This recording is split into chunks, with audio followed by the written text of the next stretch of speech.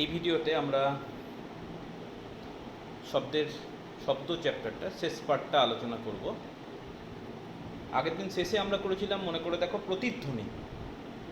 প্রতিধ্বনি এবং প্রতিধ্বনির ব্যবহারিক প্রয়োগ। দুটো ব্যবহারিক প্রয়োগ আমরা করেছিলাম, যেখানে আমরা প্রতিধ্বনি ব্যবহার করে কিভাবে সমুদ্রের গভীরতা নির্ণয় করা যায় সেটা আলোচনা করেছিলাম। আরেকটা আলোচনা করেছিলাম যে একটা বিমান যদি ভূমির সমান্তরালে উড়ে যায় তাহলে বিমানটা কত উচ্চতায় উঠছে একটা নির্দিষ্ট শর্ত সাপেক্ষে, সেটাও আমরা বের করেছিলাম। আজকে আমরা প্রথমেই আলোচনা করব ওই প্রতিধ্বনিটাকেই ব্যবহার করব, এবং প্রতিধ্বনি ব্যবহার করে কিভাবে শব্দের বেগ নির্ণয় করা যায়, অথবা উল্টোভাবে বলি যে উৎস থেকে কোনো একটা প্রতিফলক কতটা দূরে আছে সেটা আমরা আলোচনা করতে পারি। মানে একটাই সূত্র, যদি শব্দের বেগ দেওয়া থাকে তাহলে সেক্ষেত্রে প্রতিফলক থেকে দূরত্ব বের করতে পারি, আর যদি তোমার দূরত্বটা দেওয়া থাকে তাহলে সেখান থেকে আমি শব্দের বেগ বের করতে পারি বায়ু মাধ্যমে। ঠিক আছে? কীভাবে? ধরে নাও আমার কাছে একটা বড় প্রতিফলক আছে, দৃঢ় প্রতিফলক, সেটা বড় উঁচু দেওয়াল হতে পারে, একটা পাহাড় হতে পারে, যা খুশি হতে পারে। তো একটা দৃঢ় প্রতিফলক আছে, এখানে এটা হচ্ছে প্রতিফলক, আর তুমি মনে করো ওই প্রতিফলক থেকে একটা নির্দিষ্ট দূরত্বে দাঁড়িয়ে আছে। সাপোজ আমরা এখানে বেগ নির্ণয় করতে চাইছি, বায়ু মাধ্যমে শব্দের বেগ নির্ণয়, কিসের সাহায্যে? প্রতিধ্বনির কনসেপ্ট থেকে। তুমি নির্দিষ্ট দূরে দাঁড়িয়ে আছো, এটা হচ্ছে প্রতিফলক। আমি ধরে নিলাম উৎস থেকে প্রতিফলকের দূরত্ব হচ্ছে এস, এই দূরত্বটা আমরা জানি। তোমার কাছে কি আছে? একটা শব্দের উৎস আছে, একটা সোর্স অফ সাউন্ড আছে, আর একটা স্টপওয়াচ আছে। দু হাতে দুটো জিনিস আছে। প্রথমেই তুমি কি করলে, প্রথমেই নয়, দুটো একসঙ্গে করতে হবে। ওই সোর্স অফ সাউন্ড, সাপোজ তোমার কাছে একটা বন্দুক আছে, সেই বন্দুক থেকে গুলি ছুটতে হবে। যে মুহূর্তে তুমি গুলি ছুটবে সেই মুহূর্তে স্টপওয়াচ অন করতে হবে। এই দুটো একসঙ্গে যদি না করা যায় তাহলে সেক্ষেত্রে কিন্তু একটু ভুলভাল আসতে পারে। তাহলে কি করতে হবে? প্রথমে তোমার কাছে বন্দুক আছে, একটা স্টপওয়াচ আছে, যে মুহূর্তে তুমি ট্রিগার টিপবে সেই মুহূর্তে তুমি স্টপওয়াচ টিপে দিলে। স্টপওয়াচ চলতে শুরু করলো, কিছুক্ষণ পর তুমি ওই যে বন্দুকের গুলি ছুটলে তার একটা প্রতিধ্বনি শুনতে পাবে। কেন শুনতে পাবে? তার কারণ হচ্ছে যে শব্দটা তৈরি হয়েছিল সেই শব্দটা প্রতিফলকে যাবে, প্রতিফলিত হবে, আবার তোমার কাছে ফিরে আসবে, তাই না? তাহলে তোমাকে প্রতিধ্বনি শুনতে গেলে শব্দ তরঙ্গ যেখান থেকে সৃষ্টি হয়েছে সেখান থেকে যাবে, প্রতিফলকে প্রতিফলিত হবে, আবার ফিরে আসবে। আচ্ছা, যেই মুহূর্তে তুমি প্রতিধ্বনি শুনতে পেলে তুমি স্টপওয়াচটা অফ করে দিলে। তাহলে স্টপওয়াচের ডাটা থেকে তুমি যেটা পেয়ে গেলে সেটা হচ্ছে টাইম, অর্থাৎ কত সময় লেগেছে কিসে? শব্দ তরঙ্গের প্রতিফলক থেকে প্রতিফলিত হয়ে আবার তার কাছে ফিরে আসতে। তাহলে এখানে তুমি ভাবো, আমি তো শব্দ তরঙ্গের বেগ নির্ণয় করতে চাইছি। তাহলে শব্দ তরঙ্গের বেগের কনসেপশন, বেগ মানে কি? অতিক্রান্ত দূরত্ব, সরণ বাই সময়, মানে কতটা দূরত্ব অতিক্রম করছে ডিভাইডেড বাই সময়। অ্যাকচুয়ালি বেগ বলছি, অ্যাকচুয়ালি আমি নির্ণয় করছি কিন্তু দ্রুতি, কারণ সরণ যদি বলতে চাও তাহলে এক্ষেত্রে সরণ কিন্তু শূন্য, আমি দ্রুতিটা বের করতে চাই, শুধুমাত্র মান। তাহলে সেক্ষেত্রে কতটা দূরত্ব অতিক্রম করছে? দূরত্ব যেটা অতিক্রম করছে এটা যদি এস হয় তাহলে একবার এস যাচ্ছে আর একবার এস ফিরে আসছে, খালি এই জিনিসটা মনে রেখো। তাহলে তুমি বলতে পারো এক্ষেত্রে অতিক্রান্ত দূরত্ব এটা হয়ে গেল 2s, যেটা দূরত্ব হবে শব্দ কর্তৃক অতিক্রান্ত দূরত্ব তার দ্বিগুণ হবে। তাহলে বেগ সমান কত? আমি দ্রুতি বলছি, দূরত্ব বাই সময় 2s বাই t। এবার তোমার যদি টাইম জানা থাকে, তোমার যদি দূরত্ব জানা থাকে, দেখো ভিটা খুব সহজে বেরিয়ে যাচ্ছে, খুব সিম্পল একটা পরীক্ষার সাহায্যে। আর যদি উল্টোটা হয়, সাপোজ তোমাকে বলে দিল বেগ বলে দিল, তোমাকে বললো প্রতিফলক থেকে তোমার দূরত্ব কত, দুটো ফর্মুলায় এটাও এই ফর্মুলাটা ব্যবহার করবে। ভি দেওয়া আছে, কত সময় পর তুমি প্রতিধ্বনি শুনলে সেটা ব্যবহার করলে, ডিভাইডেড বাই 2। তাহলে এই কনসেপ্টটা থেকে আমি উৎস থেকে প্রতিফলকের দূরত্ব কত যদি বেগ দেওয়া থাকে, আর যদি তোমার দূরত্ব দেওয়া থাকে তাহলে বায়ু মাধ্যমে শব্দের বেগ কত নির্ণয় করতে পারি। ঠিক আছে? বেশ, নেক্সট কতগুলো গুরুত্বপূর্ণ তথ্য তোমাকে বলি, যে আমরা যে শব্দ শুনতে পাই, সব শব্দ কিন্তু আমরা শুনতে পাই না। কখন আমরা একটা শব্দ শুনতে পাই? মনে রাখবে, একটা শব্দের কম্পাঙ্ক যদি 20 থেকে 20,000 হার্জ ফ্রিকোয়েন্সি বা কম্পাঙ্ক এই রেঞ্জের মধ্যে থাকলে আমি সেই শব্দটাকে বলি শ্রুতি গোচর শব্দ, অর্থাৎ সেই শব্দ আমি শুনতে পাবো। মানে সবসময় উৎস বা সনক কম্পিত হলে শব্দ উৎপন্ন হয়, এটা আমরা জানি, কিন্তু সেই শব্দ যে আমি সবগুলোই যে আমি শুনতে পাবো তার কোনো মানে নেই। হ্যাঁ, এটা অবশ্য ঠিক যে মাধ্যম দরকার, মাধ্যম না থাকলে সেই শব্দ আমরা শুনতে পাবো। এবার মনে করো সনক কম্পিত হচ্ছে, তোমার মাধ্যমও আছে, কিন্তু তুমি সেই শব্দ শুনতে পাবে না। কখন শুনতে পাবে না? যদি তোমার যে শব্দটা উৎপন্ন হয়েছে তার কম্পাঙ্ক যদি এর মধ্যে না হয়, তাহলে সেই শব্দ তুমি শুনতে পাবে না। যদি কম্পাঙ্ক 20 হার্জের থেকে কম হয়ে যায়, মনে করো n দিয়ে কম্পাঙ্ক বললাম, যদি n এর মান 20 হার্জের থেকে কম হয় অথবা n এর মান 20,000 হার্জের থেকে বেশি হয়, তাহলে সেই শব্দ, এই শব্দটা আমরা শুনতে পাচ্ছি, শ্রুতিগোচর শব্দ বলছে, এই শব্দটাও আমি শুনতে পাবো না, এই শব্দটাও আমি শুনতে পাবো না। এই শব্দটাকে বলা হয় শব্দেতর শব্দ, মানে কম্পাঙ্ক খুব কম। ঠিক আছে, কম্পাঙ্ক খুব কম, এই শব্দটার খুব বেশি প্রয়োগ নেই। কিন্তু যখনই 20,000 বারের 20,000 হার্জ, মানে সেকেন্ডে 20,000 বারের থেকে বেশি কাঁপছে, সেটা যদি হয় তাহলে এই শব্দটা কিন্তু খুব ব্যবহারিক প্রয়োগ আছে। এই শব্দটাকে বলা হয় শব্দোত্তর শব্দ। ইংলিশটা শুনে থাকবে আল্ট্রাসনিক ওয়েভ।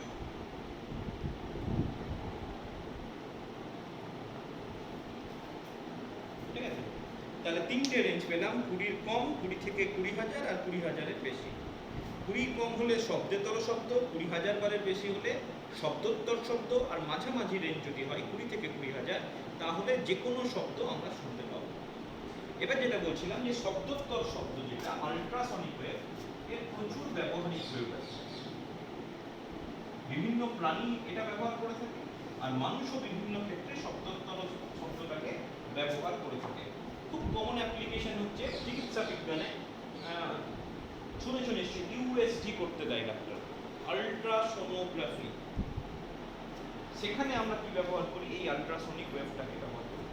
অর্থাৎ শরীরের ভেতরের কোনো একটা অংশ, তার ছবি যদি আমি পেতে চাই বাইরে থেকে, শরীরকে না কাটাকাটি করে, তাহলে সেক্ষেত্রে ওই আল্ট্রাসনিক ওয়েভটাকে ব্যবহার করে আমি শরীরের ভেতরের, বিশেষ করে পেটে বিভিন্ন জায়গায়, কোনো জায়গায় যদি স্টোন হয়, গলব্লাডার স্টোন বলো, কিডনি স্টোন বলো, সরাসরি আমি আল্ট্রাসনিক ওয়েভ ব্যবহার করে তার ছবি তুলে ফেলতে পারি। ঠিক আছে, তাহলে এটা একটা প্রয়োগ। অথবা তুমি মনে রাখবে কিছু প্রাণী, যেমন বাদুড়, যেমন তিমি, যেমন ডলফিন, এরাও কিন্তু শব্দোত্তর তরঙ্গটাকে ব্যবহার করে থাকে, সেরকম ব্যবস্থা তাদের শরীরে আছে। যেমন এই বাদুড়ের কথা বলি, বা তিমির ক্ষেত্রে একই ব্যাপার প্রযোজ্য। তারা যখন, বাদুড় যখন ওড়ে তখন মুখ থেকে ওই শব্দোত্তর শব্দটাকে বা শব্দোত্তর তরঙ্গটাকে নিঃসরণ করতে করতে পারে। এর ফলে কি হয়, মনে করো শব্দোত্তর শব্দ, বাদুড় তো রাতের বেলায় ওড়ে, তাহলে সেক্ষেত্রে এক্সপেক্টেড সব জায়গায় সে দেখতে পাবে না।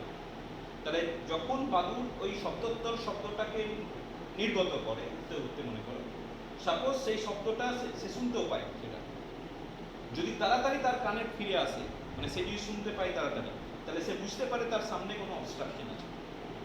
আর যদি মনে করো শব্দ নির্গত করলো কিন্তু তার কানে কোনো প্রতিধ্বনি এলো না, সে শুনতে পেল না সেই শব্দের প্রতিধ্বনি, তাহলে সে বুঝতে পারবে সামনে কোনো অবস্ট্রাকশন নেই। একই কথা তিমি বা ডলফিনের ক্ষেত্রে প্রযোজ্য। যখন সমুদ্রের গভীরে যায় তখন ওই শব্দোত্তর শব্দটা নির্গত করছে, সাপোজ ও বুঝতে পারলো শব্দ পাঠিয়ে, সে দ্রুত প্রতিধ্বনি পেল, তার মানে সে বুঝবে যে সামনে কোনো অবস্ট্রাকশন আছে। ঠিক আছে, সুতরাং এই সমস্ত প্রাণীরা কিন্তু শব্দোত্তর তরঙ্গকে তার প্রাত্যহিক জীবনে প্রতিদিনই তারা কোনো না কোনোভাবে ব্যবহার করছে। আরেকটা ব্যাপার আমরাও ব্যবহার করি, একটা প্রযুক্তি, যেটাকে বলা হয় সোনার। সোনার ফুল ফর্ম হচ্ছে সাউন্ড। প্রথম দুটো হচ্ছে সাউন্ড, আচ্ছা, তারপরে দুটো হচ্ছে নেভিগেশন, এনে হয়ে গেল, আর আর ফর হচ্ছে রেঞ্জিং। তোমার আসতেই পারে সোনারের ফুল ফর্ম কি? Sound, navigation and ranging. Navigation কথাটার মানে হচ্ছে ওই সমুদ্র সংক্রান্ত, সাধারণত নাবিক, ওই ব্যাপারটার সঙ্গে নেভিগেশন কথাটা প্রযোজ্য। অর্থাৎ সমুদ্রের ভেতরের কোনো বস্তু যদি থাকে, গভীরে মনে করো ডুবো পাহাড় আছে, মনে করো ভেতরে কোথাও মাছের ঝাঁক আছে, সেই ব্যাপারগুলো আইডেন্টিফাই করার জন্য এই প্রযুক্তিটা ব্যবহার করা হয়। শুধু মাছের ঝাঁক বা পাহাড় থাকা নয়, রেঞ্জিং, কত দূরে আছে, যদি কোনো গতিশীল বস্তু থাকে সেই গতিশীল বস্তু কত বেগে গতিশীল, এই সবগুলো তোমার এই প্রযুক্তির সাহায্যে নির্ণয় করে ফেলা যায়। সেক্ষেত্রে কি করতে হবে? সেক্ষেত্রে আমাকে আল্ট্রাসনিক ওয়েভ ব্যবহার করতে হবে। কি করা হয়? এই সমস্ত প্রযুক্তিতে সাধারণত দুটো যন্ত্র থাকে। দুটো যন্ত্র কি কি? একটা যন্ত্র কি করে? ট্রান্সমিটার, যেটা শব্দ তরঙ্গ তৈরি করবে, শব্দ তরঙ্গকে প্রবাহিত করবে, ঠিক আছে? একটা থাকে ট্রান্সমিটার, ট্রান্সমিটার, আর একটা থাকে গ্রাহক, মানে অ্যাকসেপ্টার বলতে পারো, ঠিক আছে? মানে গ্রাহক মানে রেকর্ডিং একটা যন্ত্র থাকে। এই মনে করো গ্রাহক, যেখানে রেকর্ডিং এর ব্যবস্থা আছে, ঠিক? এবার কি করা হয়? একটা মনে করো সোর্স আছে, সেখান থেকে শব্দ তরঙ্গ সৃষ্টি করা হয়। শব্দ তরঙ্গ সৃষ্টি হলো, মনে করো সেই শব্দ তরঙ্গটা প্রতিফলিত হয়ে গ্রাহকে রিসিভ হলো। যদি রিসিভ হয় তাহলে তুমি বুঝতে পারবে যে সামনে কোনো, ওই যেটা বাদুড় করে থাকে বা কিনি করে থাকে, সামনে অবস্ট্রাকশন আছে, ঠিক?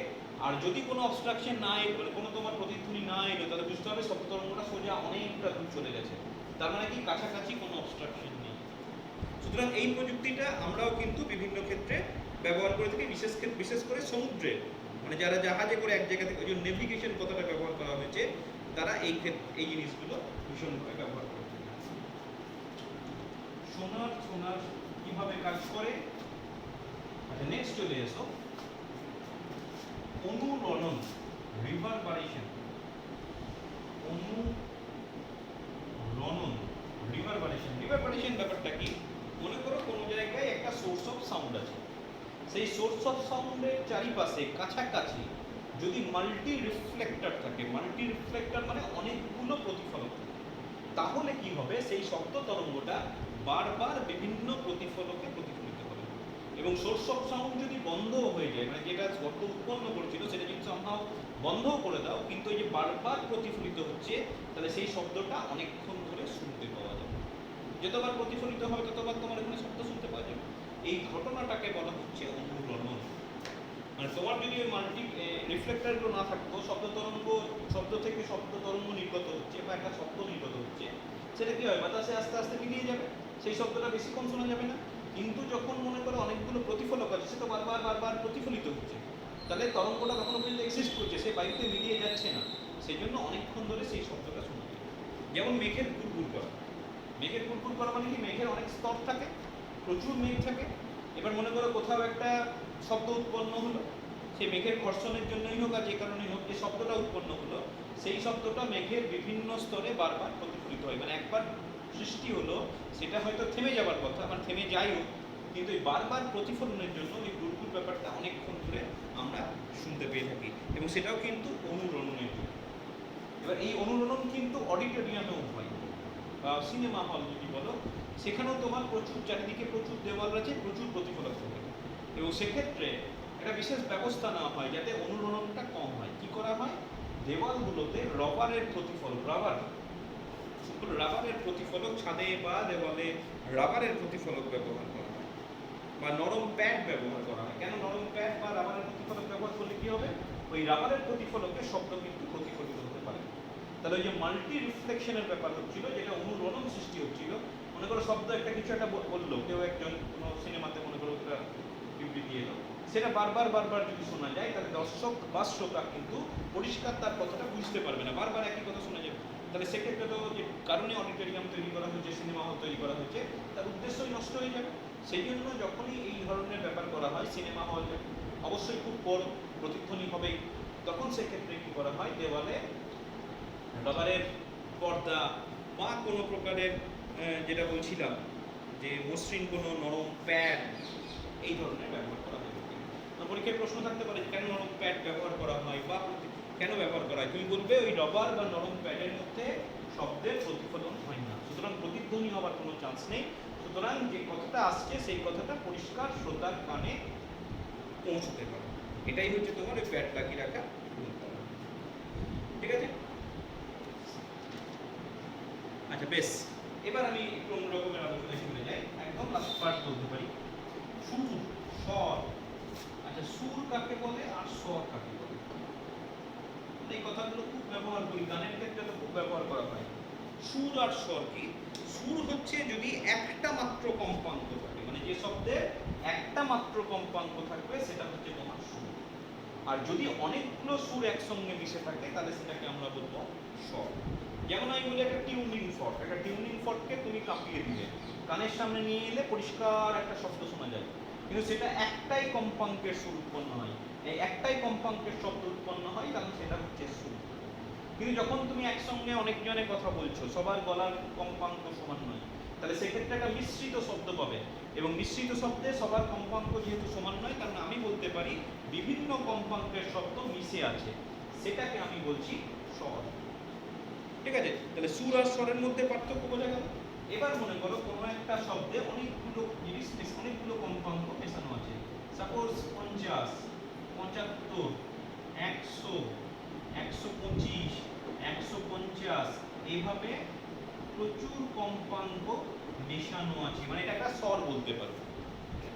তো এরকম একটা স্বর, মনে করো একটা মিউজিক ইনস্ট্রুমেন্ট বলো বা একাধিক মিউজিক ইনস্ট্রুমেন্ট বলো, অনেকজন একসঙ্গে কথা বলছো, মাল্টি ফ্রিকোয়েন্সি আছে, তাহলে সেক্ষেত্রে তুমি মনে রাখবে প্রথম বা সব থেকে মিনিমাম যেটা কম্পাঙ্ক সেটাকে বলা হয় মূল সুর, আর বাকি সবগুলোকে বলা হয় উপসুর। বোঝা গেল? তাহলে কোনো একটা স্বরের মধ্যে সব থেকে কম যেটা কম্পাঙ্কের শব্দ থাকবে, সুর থাকবে, সেটা হচ্ছে তোমার মূল সুর।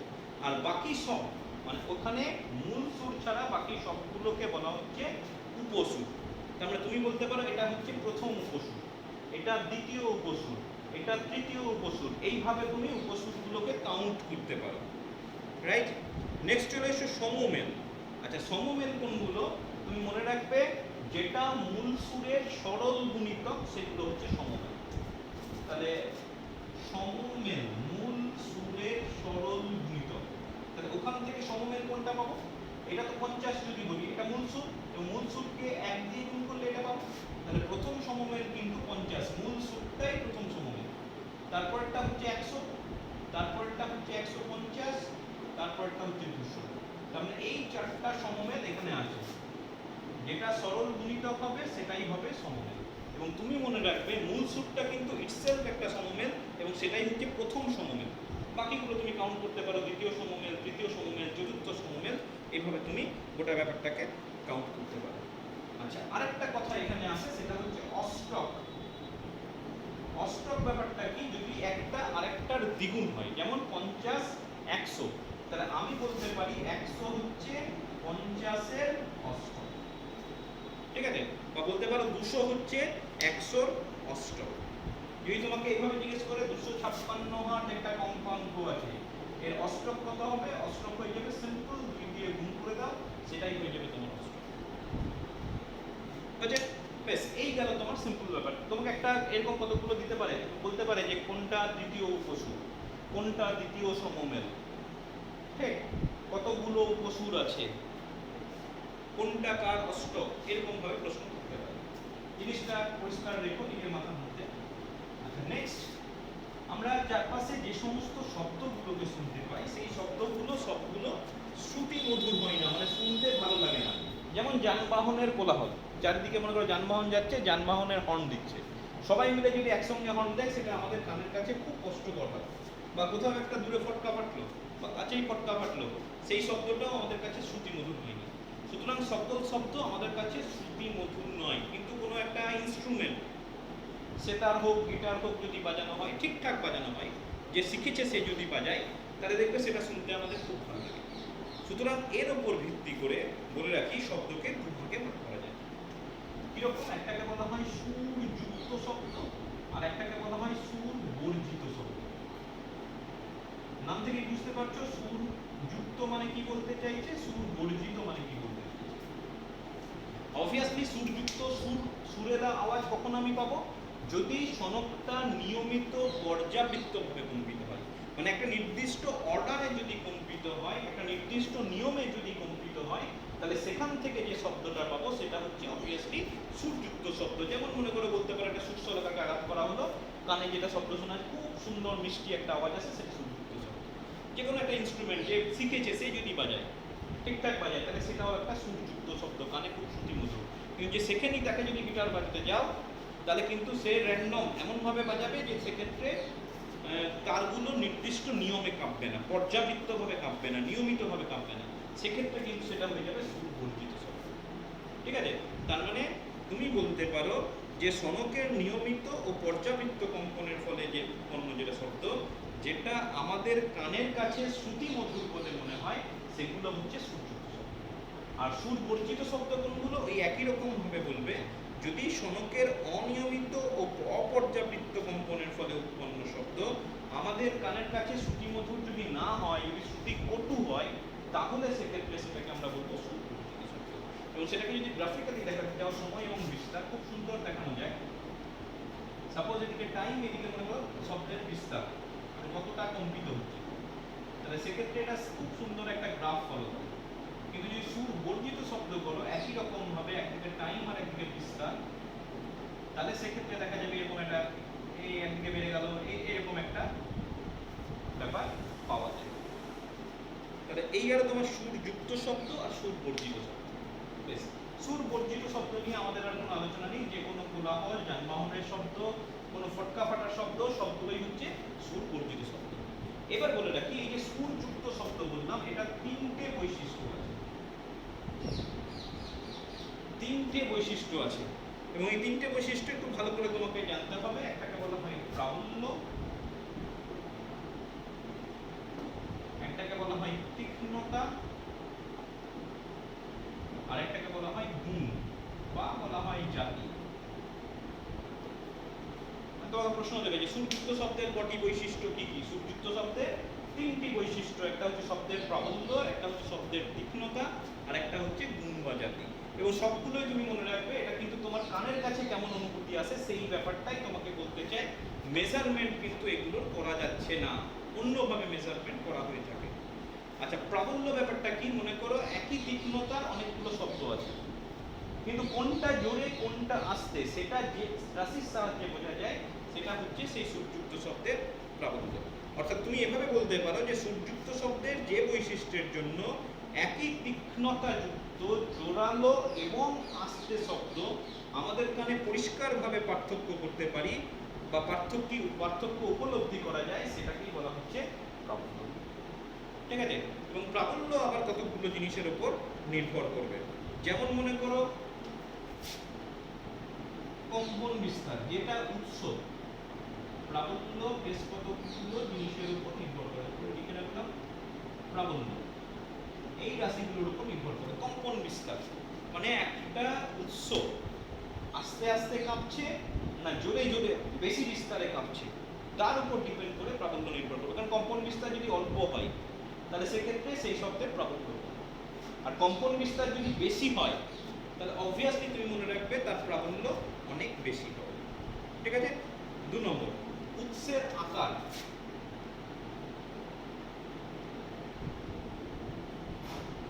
আকার যত বেশি হবে তুমি মনে রাখবে তার থেকে যেটা শব্দটা পাবো তার প্রাবল্য তত বেশি হবে। আর উৎসের আকার যদি কম হয়, তাহলে সেক্ষেত্রে অবভিয়াসলি তোমার প্রাবল্যটা কমে যাবে।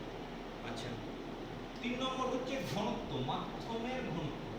তুমি মনে রাখবে মাধ্যমের ঘনত্বের উপরও কিন্তু প্রাবল্য নির্ভর করে, এবং ঘনত্ব যত বেশি হবে তত বেশি জোরে শব্দ তোমার শোনা যাবে।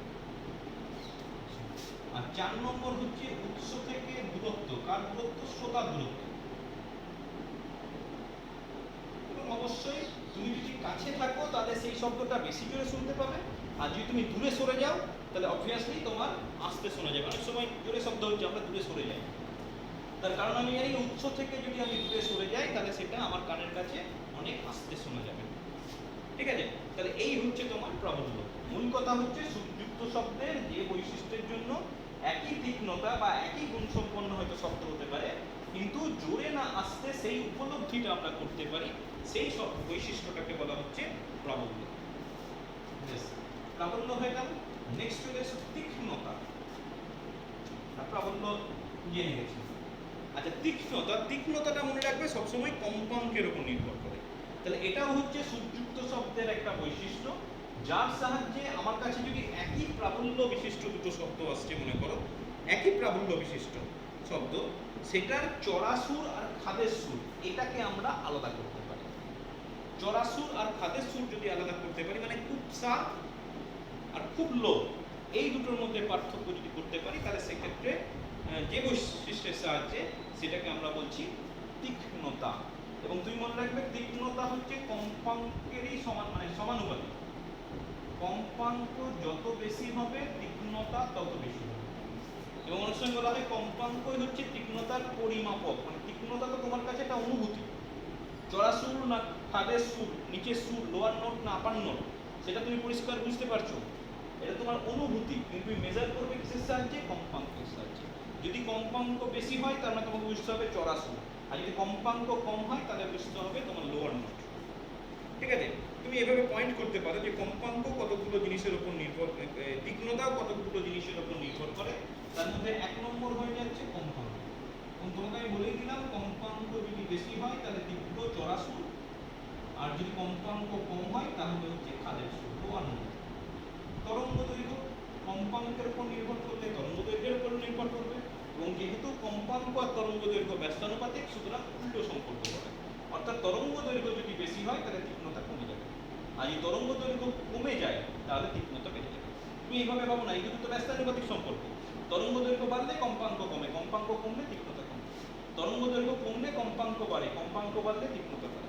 খুব সিম্পল ব্যাপার, বুঝেছে? আচ্ছা, আর উৎস আর শ্রোতার মধ্যে আপেক্ষিক গতি, এটার উপরেও কিন্তু নির্ভর করে। উৎস ও শ্রোতার আপেক্ষিক গতি, মানে ব্যাপারটা এরকম, সাপোজ ট্রেন দাঁড়িয়ে আছে প্ল্যাটফর্মে, ট্রেন থেকে অনেক সময় হুইসেল দেয়, তাই তো? তুমি যদি ট্রেনের দিকে এগোও, অ্যাপ্রোচ টুয়ার্ডস দ্য ট্রেন, তাহলে কিন্তু ওর যেটা কম্পাঙ্ক তার থেকে অনেক বেশি কম্পাঙ্ক তোমার কানে আসবে। মানে সাপোজ যে হুইসেলটা দিল, সেই হুইসেলটার কম্পাঙ্ক সাপোজ 200 হার্জ। তুমি যদি টুয়ার্ডস দ্য ট্রেন অবজার্ভ করো, তাহলে তোমার কানে যে অবজারভেশন আসবে সেটা হচ্ছে 200 প্লাস। আর তুমি যদি ওইখান থেকে দূরে চলে যাও, তাহলে তোমার কানে যে কম্পাঙ্কটা আসবে সেটা হচ্ছে 200 হার্জের।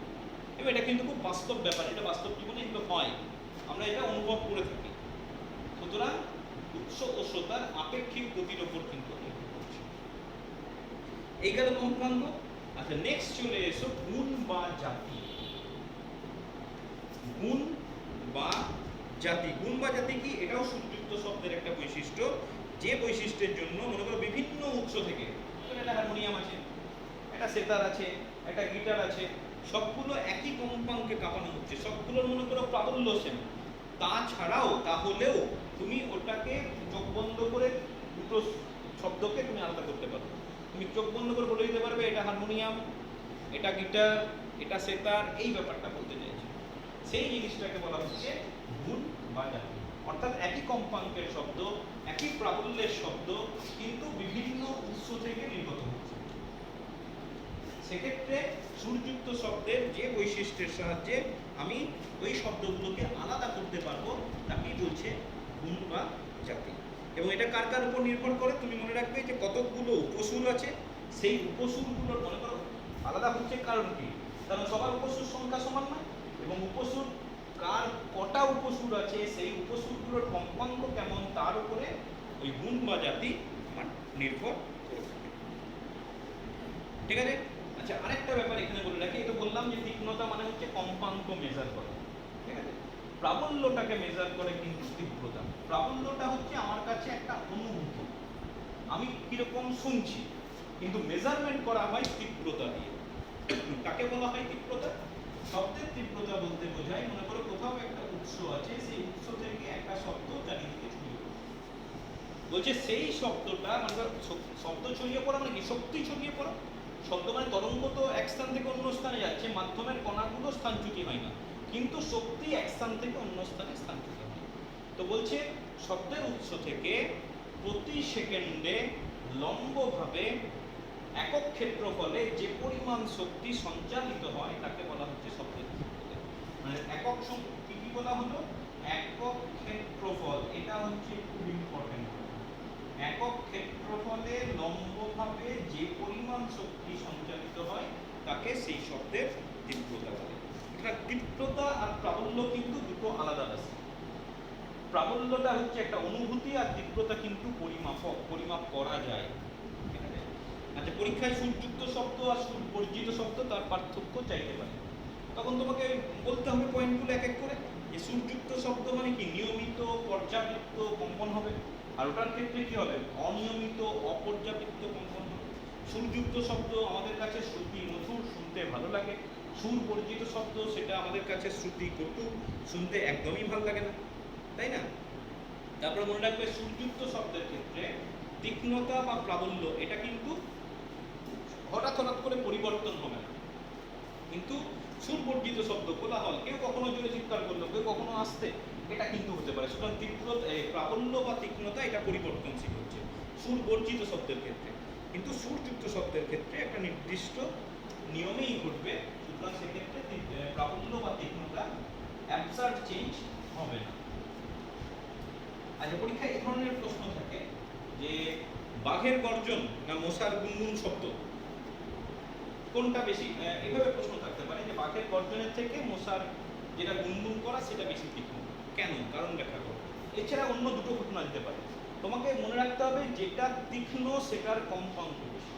তোমাকে যদি বাঘের গর্জন আর মশার হয় তাহলে তোমাকে বলতে হবে বাঘের গর্জনের তুলনায় মশা যেটা শব্দ নির্গত করে গুনগুন শব্দ সেটার কম্পাঙ্ক অনেক বেশি, সেই জন্য মশার গুনগুনের তীক্ষ্ণতা বেশি। তুমি মনে রাখবে কম্পাঙ্কটা হচ্ছে তীক্ষ্ণতা মেজার করা পরিমাপক রাশি।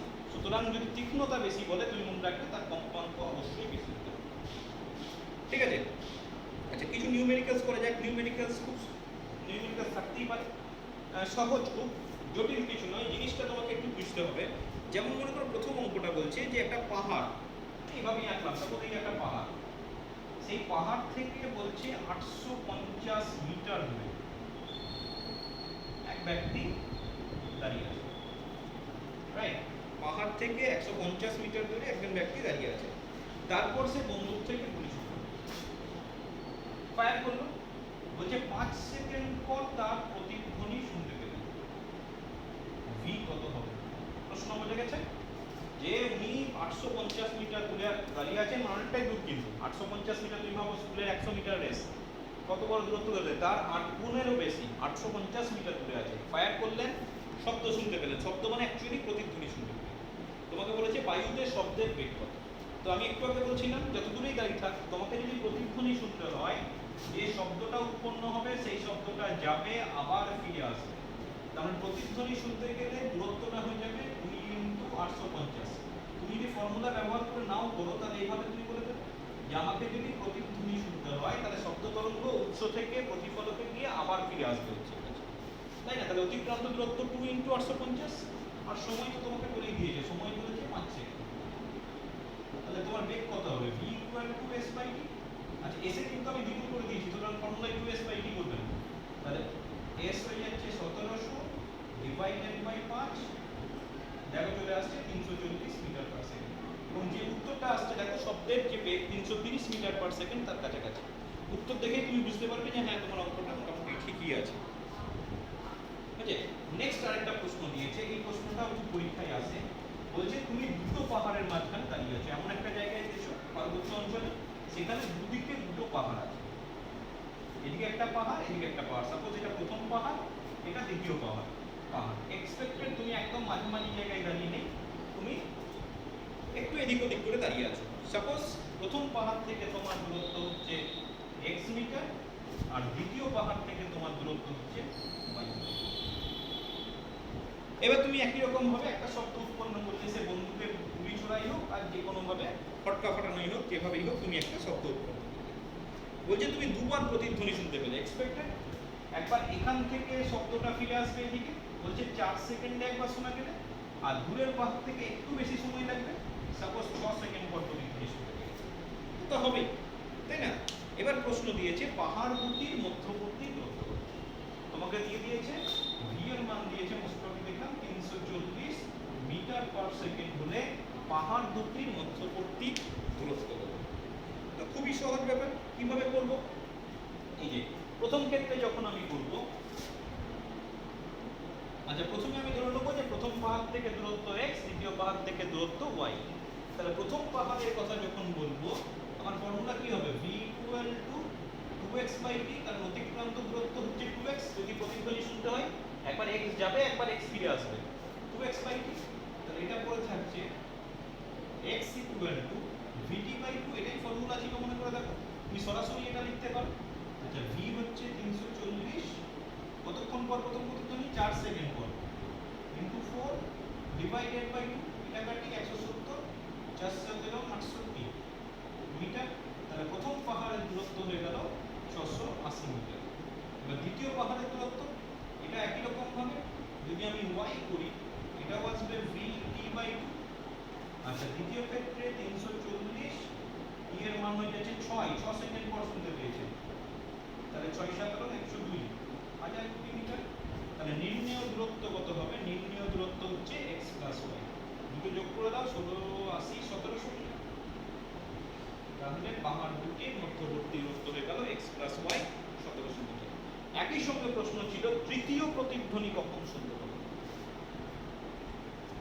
দেখো শব্দ গেল, প্রতিফলিত হলো প্রথম প্রতিধ্বনি, 6 সেকেন্ডে দ্বিতীয় প্রতিধ্বনি, শব্দ তো আরেক যাচ্ছেই, তাই না? তো সেক্ষেত্রে তৃতীয় প্রতিধ্বনি মানে কি? 6 সেকেন্ডে শুনেছে ঠিকই, তাহলে আরো 4 সেকেন্ড পর, ঠিক না? শব্দটা মনে করে এইভাবে যাচ্ছে, গিয়ে এখানে আবার ধাক্কা খাবে, শুধু ওখানে পৌঁছালে তো নয়, এখানে আবার ধাক্কা খাবে, ধাক্কা খেয়ে আবার পৌঁছাবে। তাহলে 6 সেকেন্ড পর যখন শুনলো, আরো 4 সেকেন্ড পর এখান থেকে শুনতে পাবে। অথবা তুমি যদি এর কথা বলো, 4 সেকেন্ড পর শুনেছিল, আবার 6 সেকেন্ড পর আবার ফিরে আসবে, তাই না? তাহলে তৃতীয় প্রতিধ্বনি শুনতে পাবে 6 + 4 = 10 সেকেন্ড পর। ওই ব্যাপারটা মনে নেব। আরেকটা অঙ্ক করা যাক। ধরে নাও এই বিমানের একটা অঙ্ক দিয়েছে, বলছে একটা এরোপ্লেন বা একটা বিমান আনুভূমিক দিকে গতিশীল। কত বেগে গতিশীল? বলছে 360 কিলোমিটার পার ঘন্টা বেগে একটা এরোপ্লেন উড়ে যাচ্ছে।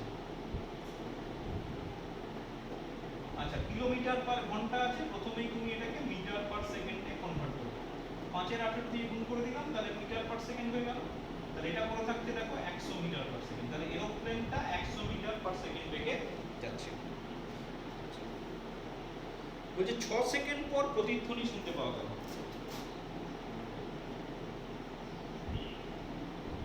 আর এরোপ্লেনের বেগ বলে দিয়েছে, এরোপ্লেনের বেগ তো হয়ে গেল, বায়ুতে শব্দের বেগ বলে দিয়েছে 340 মিটার পার সেকেন্ড। আশা করছি ঘটনাটা মনে আছে। ওই এখানে থাকার সময় একটা শব্দ উৎপন্ন করলো, এরোপ্লেন এদিকে উড়ে যাচ্ছে, শব্দ এদিকে প্রতিফলিত হলো, 6 সেকেন্ড পর শুনতে পেলো, এই ব্যাপারটা করেছিলাম থিওরিতে। তাহলে বলেছে কত উচ্চতা। তো এক্ষেত্রে কিন্তু আমরা ফর্মুলা ব্যবহার করবো। h ইকুয়াল টু কি ছিল? t/2 রুট ওভার, কোনটা বড়? ক্যাপিটাল ভি টা বড়, তাহলে v square minus v square. মনে রাখা এমন কিছু যে কঠিন নয়। t/2 হবে এটা, আর যখন তুমি ওই সমুদ্রের গভীরতা করবে, এটা v/2 হবে, বেশি সময় স্কয়ার মাইনাস কম সময় স্কয়ার। তাহলে এটা পড়ে থাকছে 6/2 মানে 3, আর এটা পড়ে থাকছে 340 স্কয়ার মাইনাস 100 স্কয়ার। তো এখানে সরাসরি গুণ করতে যাবে না, একটু ফর্মুলা সহজ করার চেষ্টা করবে। যেমন এটা হয়ে গেল 3, এটা হয়ে গেল 3। আচ্ছা রুট ওভারের মধ্যে a plus b a minus b করে দাও, আর এটা হয়ে যাচ্ছে 340 ছিল নাকি? এটা 350 দেওয়া ছিল। হ্যাঁ এটা 350 দেওয়া ছিল, ক্যালকুলেশনের সুবিধার জন্য যেমন দেওয়া থাকবে, আমি প্রদত্ত ডাটা কখনোই চেঞ্জ করব না। তাহলে এটা হয়ে গেল 450, a প্লাস b হলো, আর a মাইনাস b হচ্ছে 250। তো এখানে দেখো একটা শূন্য দুটো শূন্য মানে 100 হয়ে গেল। তাহলে একটা শূন্য রুট ওভারের বাইরে গেলে একটা শূন্য হয়ে গেল, আর ভেতরে পড়ে থাকলো 45 ইনটু 25। তো 25টা তো রুট ওভার করা যায়, তাহলে এটা 5 করে বের করে দাও। তাহলে 30 ইনটু 5, ভেতরে পড়ে থাকলো রুট ওভার 45। আচ্ছা তাহলে এটা হয়ে গেল 150, এটা 9 5 45, তাহলে একটা 3 বেরিয়ে আসবে রুট 5। তাহলে তোমার উচ্চতা হয়ে যাচ্ছে 450 ইনটু ফাইভ অবভিয়াসলি মিটার। কত আসবে? 1000 হয়ে যাবে নিশ্চয়ই। √5 মানে 1000.6 মিটার আছে, তার মানে 1 কিলোমিটার। ঠিক আছে, প্রায় 1 কিলোমিটার করে এরোপ্লেনটা উড়ে যাচ্ছে। এইভাবে আমরা অঙ্কগুলো করে থাকতাম।